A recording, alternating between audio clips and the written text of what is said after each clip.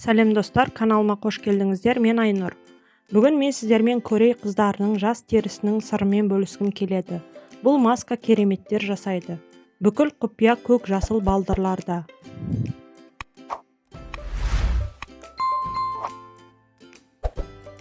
Масканы үнемі қолдансаңыз, теріңіз 20 жасқа жас көрінетін болады.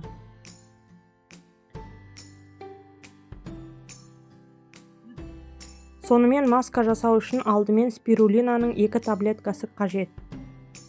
Спирулина таблеткаларын дәріханадан немесе интернеттен сатып алуға болады. Таблеткаларды қағаздың арасына қою арқылы ұсақтаңыз. Спирулина қартаюды болдырмайды, пигментацияны азайтады және тері өңін тегістейді. Сондай-ақ оның құрамында бос радикалдарды бейтараптандыратын, токсиндерді кетіретін және теріні оттегімен қанықтыратын антиоксиданттары бар. Бұл маска барлық тері түрлеріне жарамды.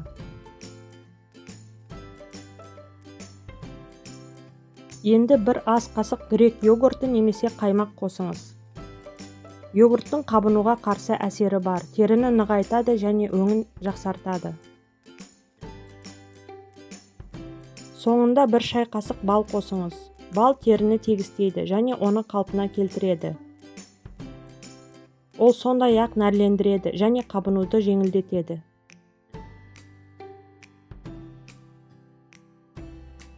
Масканы бір ай бойы аптасына бір рет қолданыңыз. Масканы қолданар алдында аллергиялық реакцияның бар жоғын тексеріңіз. Егер де сізге балға аллергия болса, онда оны қоспаңыз. Масканы тазартылған теріге жағып 20 минутқа қалдырыңыз. Масканы жылы сумен шайып жарқыраған теріден ләззат алыңыз. Қолдану әсерін салондағы кәсіби қызметпен ғана салыстыруға болады. Пайдалы балдырлар спирулина әр үйде болуы керек. Назарларыңызға рахмет. Достар, бұл видеомен достарыңызбен бөлісіңіздер. Сондай-ақ жазылуды және лайк басуды ұмытпаңыздар. Барлығыңызға сәттілік және сау болыңыздар.